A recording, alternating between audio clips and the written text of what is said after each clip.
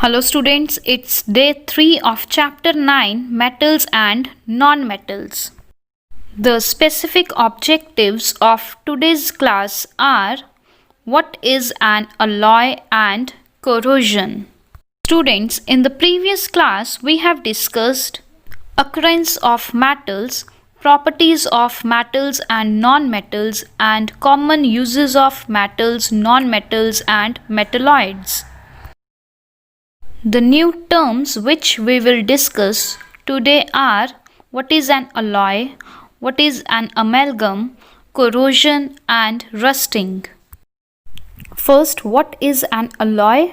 Alloys are mixture of metal with other metal or non-metal in the same group that are prepared by mixing of the metals in their molten state through physical processes. Students, alloys can be made by combining two or more metal elements while in a molten state or by bonding metal powders. The aim of making alloys are to increase the hardness and strength of a metal, to prevent corrosion or rusting, to improve the appearance of metal surface, and to change the chemical activity. Students, in pure form, most metals are not very strong. For example, 99% pure aluminium is very light and very weak. On the other hand, alloy of aluminium is very light in weight but strong. Now we will discuss some more examples of an alloy like brass, bronze. Students, brass is an alloy of copper and zinc.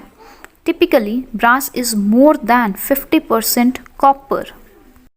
The properties of brass alloy are: it has high conductivity and malleability. It has good cold working properties. It has good corrosion resistance. And it is a soft material. Students, brass alloy is used to make ornamental pieces, musical instruments and handles of doors. Now we will discuss bronze alloy. Students, bronze is an alloy of copper and tin. The properties of bronze alloy are highly ductile, brittle, expands when hardening from liquid to solid, oxidized to produced colored patina, low friction against other metals, and does not produce sparks when struck. Bronze alloy is used to make statues, medals and coins. Now stainless steel, it is an alloy of iron. Students, steel is an alloy of iron and carbon. Carbon content should not exceed 0.2% maximum. When it contains 12 to 30% chromium by weight, it is called stainless steel. The general properties of stainless steel are sensitization, stabilization, ductility and malleability. It can be easily soldering and welding, strain hardening and cold working. Stainless steel is used to make utensils, surgical instruments and in building materials. Now solder. Solder is an alloy of tin and lead. Students, the solder used for electronics is frequently called 60 by 40 solder because it is made of 63% tin and 37% lead.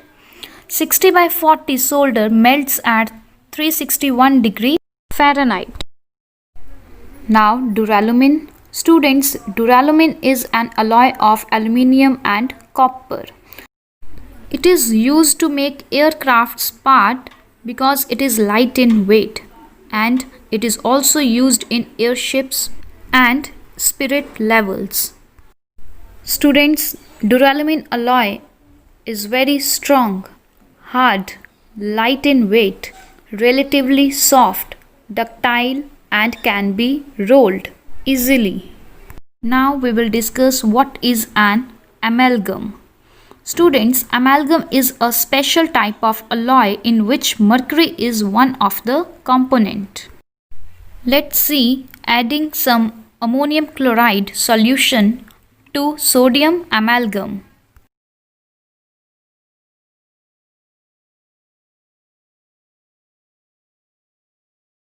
For example, gold amalgam. Gold amalgam is an alloy of gold and mercury. It is used in filling teeth cavities because it is less reactive and easily solidified.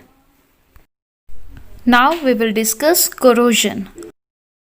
Corrosion is the deterioration of materials by chemical interaction with their environment. The causes of corrosion are oxygen, humidity, and chemical salts. Now, what is rusting? Rusting is the process in which iron turns into iron oxide. It happens when iron comes into contact with water and oxygen. The process is a type of corrosion that occurs easily under natural conditions. Next, what is rust? Rust is a reddish-brown solid substance that forms on the surface of a metal. The chemical name of rust is hydrated iron oxide. Students, rust is the chemical combination of iron with oxygen.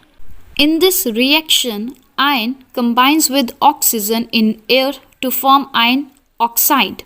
Iron oxide is a reddish-brown compound that is commonly known as rust. Now we will discuss various methods of prevention of corrosion and rusting. First, barrier protection. In this method, a barrier film is introduced between iron surface and atmospheric air. The film is obtained by painting, varnishing, etc. Next, galvanization or galvanizing. Students, this is the another common method of protecting iron from rusting is to coat its surface with a thin layer of a non-corrosive metal like zinc. The layer of zinc prevents iron from contacting air and water. Now, tin plating or tinning method. In this method, coat the surface of iron with the thin layer of tin. It protects iron from rusting by preventing it from contacting air and water. Students, tin plating is commonly used in making food cans since tin and tin ions are not poisonous. Students, to prevent the metal to react with the food product, tinning is done. Next, coating with paint, plastic, oil or grease. Students, a layer of paint prevents the iron from contacting air and water. This method can be applied to bridges, ships, car bodies, fences and other large iron-made objects. Students, small iron-made objects like coat hangers and paper clips are often protected by coating them with a layer of plastic. Objects coated with plastics can look better and last longer but is more expensive than painting. Now, electroplating method. Electroplating method is used to coat one metal on another to make it look better or to prevent corrosion. Students, in this method, cathode must be the object you are plating and anode must be the metal you are using to coat. Electrolyte must be a solution containing the metal you want to coat. Open page number 133 of chemistry book. First, what is an alloy? An alloy is a homogeneous mixture of two or more metals combined in a definite proportion by weight. Reason for alloying: metals are alloyed for the following reasons. To increase hardness, for example, bronze is harder than copper. To increase the tensile strength, For example, magnesium has higher tensile strength than aluminium. To increase the electrical resistance.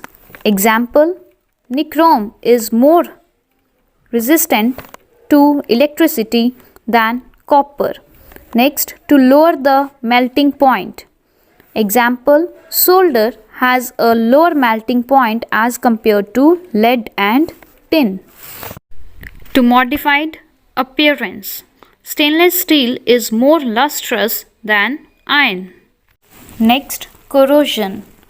The surface of many metals is easily attacked by air and water. Iron is one of them. When it is exposed to moist air for a long period of time, its surface acquires a coating of a brown, flaky substance called rust. Rust is mainly hydrated iron oxide.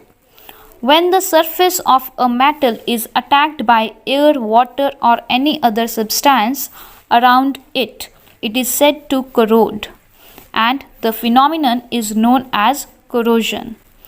Thus, corrosion is the eating away and eventual destruction of metals and alloys, layer by layer, due to the formation of metal compounds on the surface. Corrosion of metal can be prevented by taking some measures and steps. It can be achieved by using either of the following methods. Painting. The most common method of preventing corrosion is to coat the metal surface with paint. Greasing. A coat of oil or grease also protects metal from corrosion by shutting out air and moisture. Galvanization. Another common method of protecting iron from rusting is to coat its surface with a thin layer of a non-corrosive metal like zinc. Electroplating. Iron and steel are protected from corrosion by coating them with the layer of tin or chromium metals, which are resistant to corrosion. This is done by electroplating. Plastic coating. These are used to form a protective layer on items such as refrigerators, garden chairs, metallic toys, etc. The plastic PVC is often used for this purpose. Tinning. In this process, iron is covered by tin. It also helps to prevent rusting. Now students, you must be able to name the following process on page number 138. Thank you.